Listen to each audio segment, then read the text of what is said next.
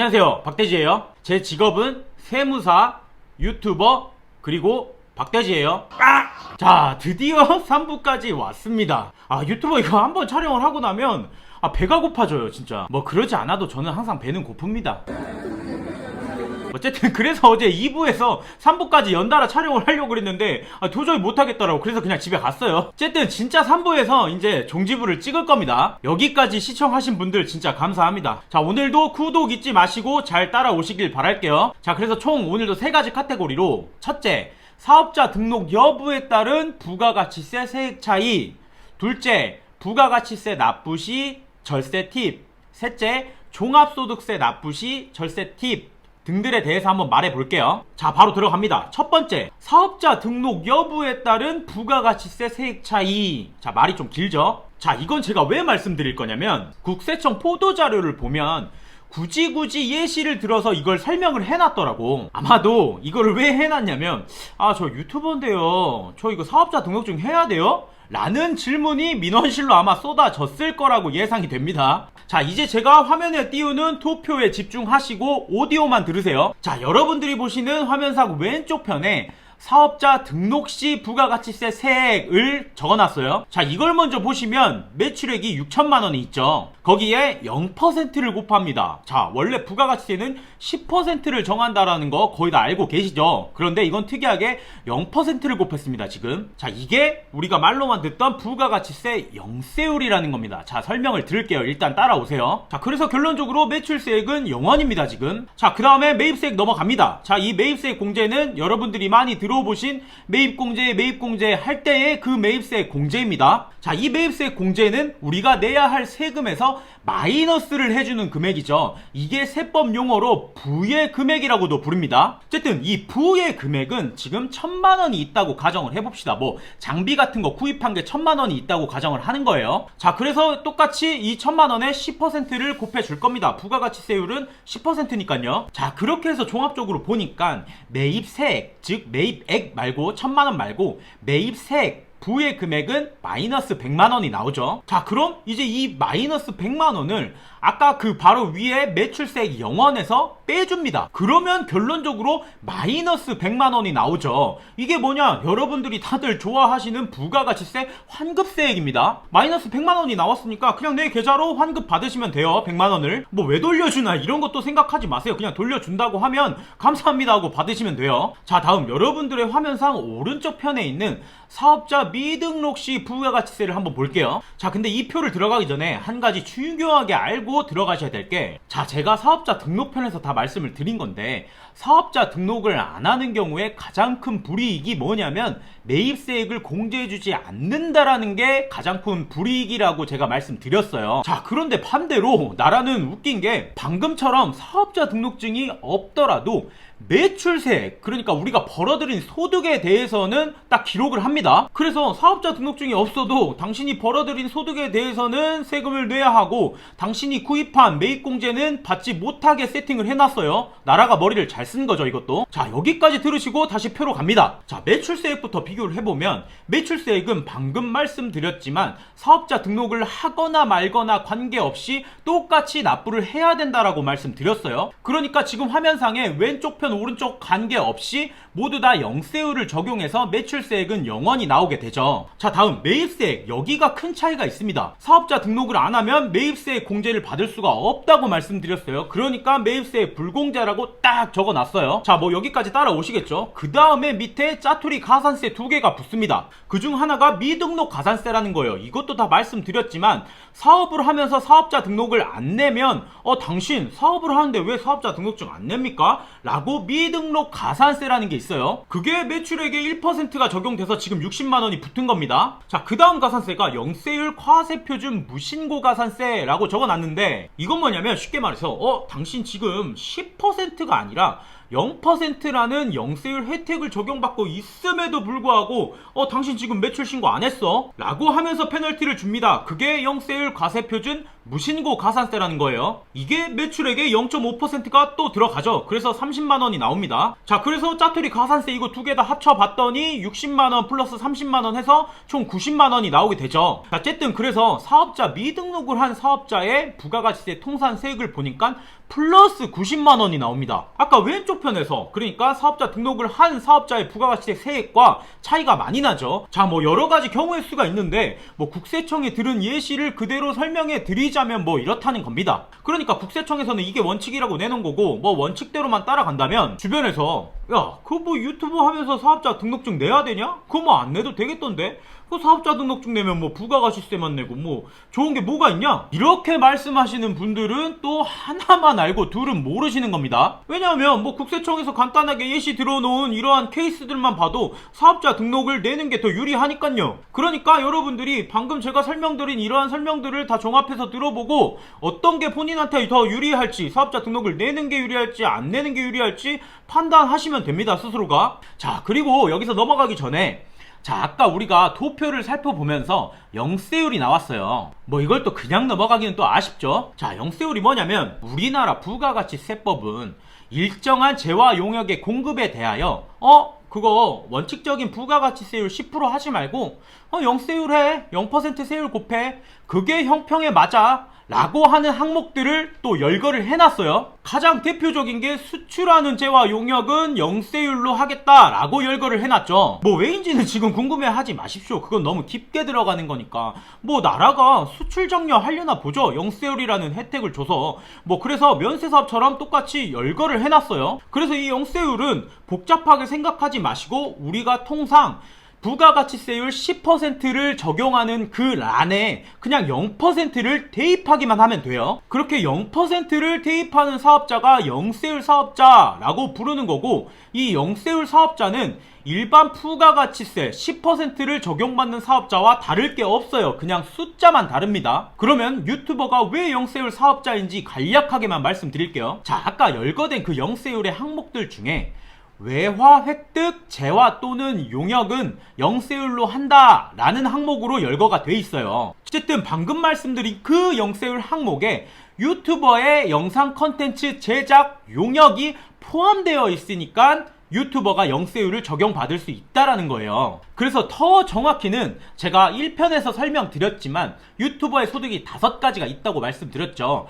그 중에서 외화로 벌어들이는 소득, 즉 구글 애드센스가 되겠죠. 이 애드센스가 영세율이 적용되는 겁니다. 그리고 나머지 4개의 소득은 국내에서 진행됐다라고 가정하고 특별한 사항이 없으면 당연히 일반 부가가치세 사업자와 동일한 10%를 적용을 받겠죠. 뭐 여기까지 이해가 되시나요? 어쨌든 구글로부터 받는 그 애드센스 외화가 외화 획득 장려 취지라는 목적으로 영세율을 적용받는다 라고 알고 계시면 되는 거예요. 자, 이제 두 번째, 부가가치세 신고 납부를 위한 유튜버들의 절세 팁은 뭐가 있을까 라고 제가 말씀을 드렸어요. 근데 이거는 사실 뭐 특별한 게 없습니다. 근데 이 새끼야 왜 꿀팁이라고 했어? 자, 그냥 전반적인 부가가치세 사업자라면 알고 가시면 좋겠다, 팁이 된다 라는 걸 말씀드리고 싶어서예요. 적격증빙에는 4가지가 있습니다.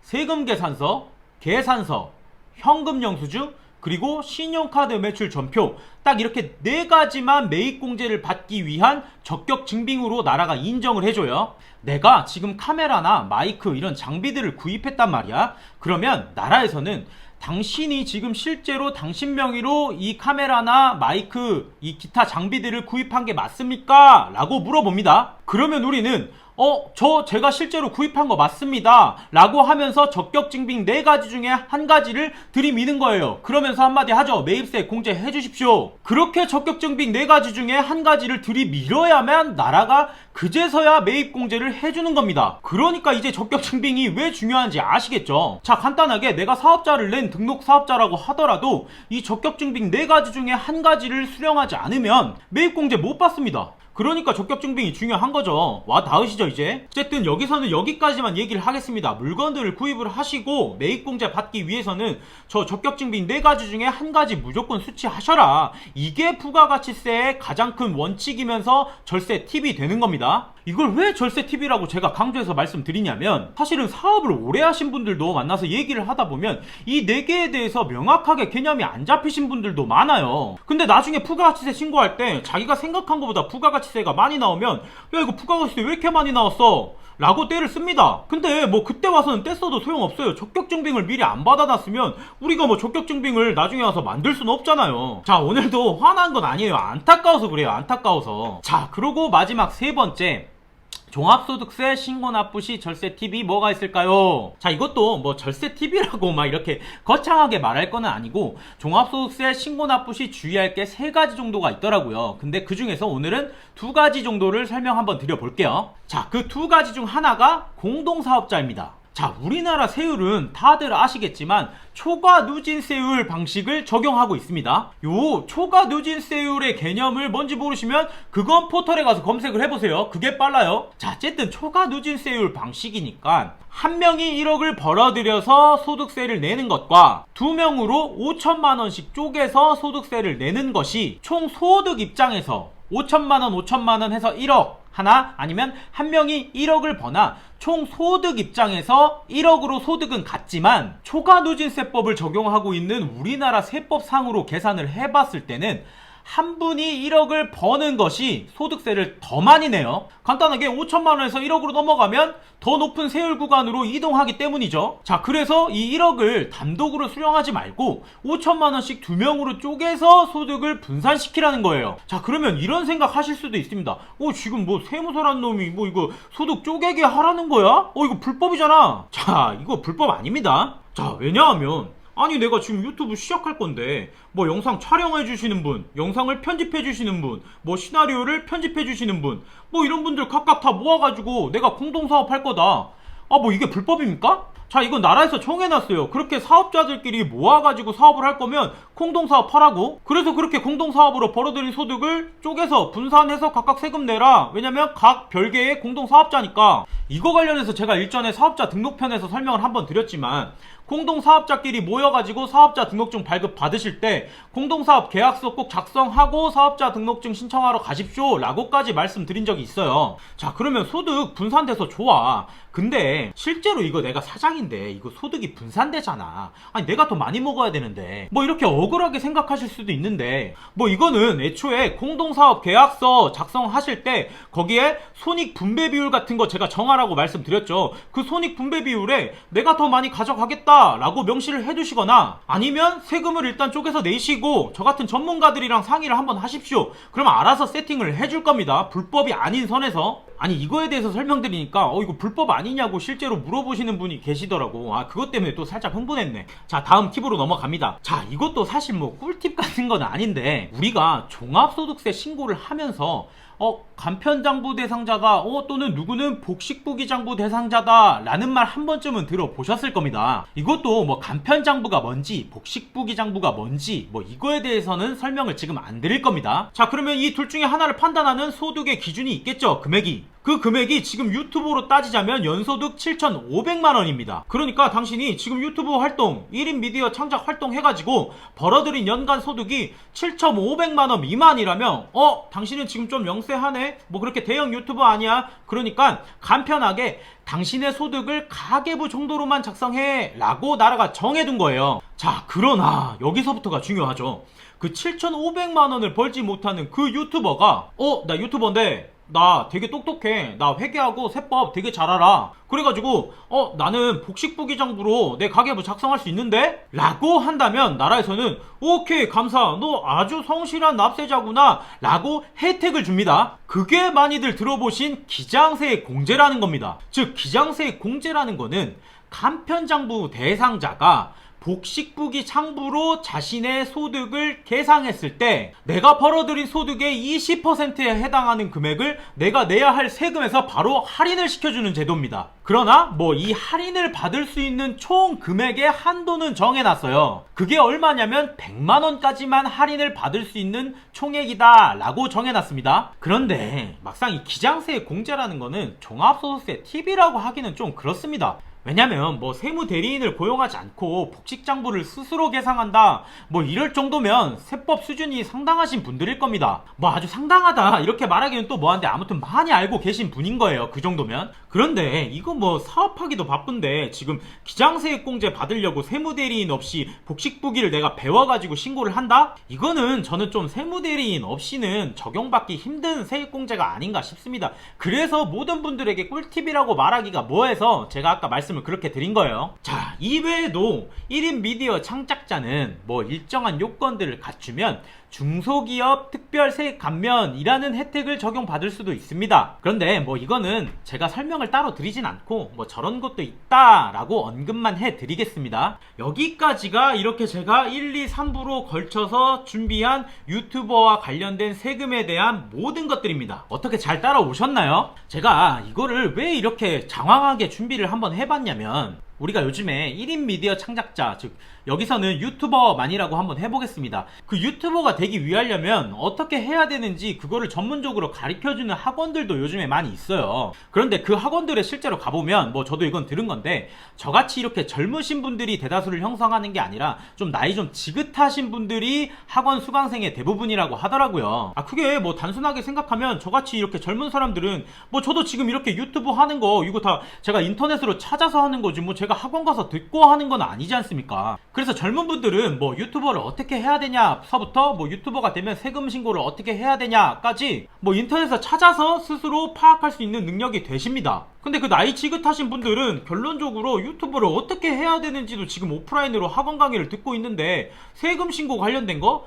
이거는 뭐 더더욱 알 길이 없습니다. 그래서 제가 이런저런 질문을 좀 받아서 최대한 알아듣기 쉽도록 또는 스스로 판단할 수 있을 정도로까지 깊게 들어가서 설명을 이렇게 한번 드려본 겁니다. 아무쪼록 이번 영상을 준비하면서 많은 분들에게 도움이 될 수도 있겠다라는 생각에 참 보람되었습니다. 아무쪼록 저를 포함한 1인 개미 유튜버들 다들 건승하시길 바라면서 저는 이만 퇴근하도록 하겠습니다. 끝!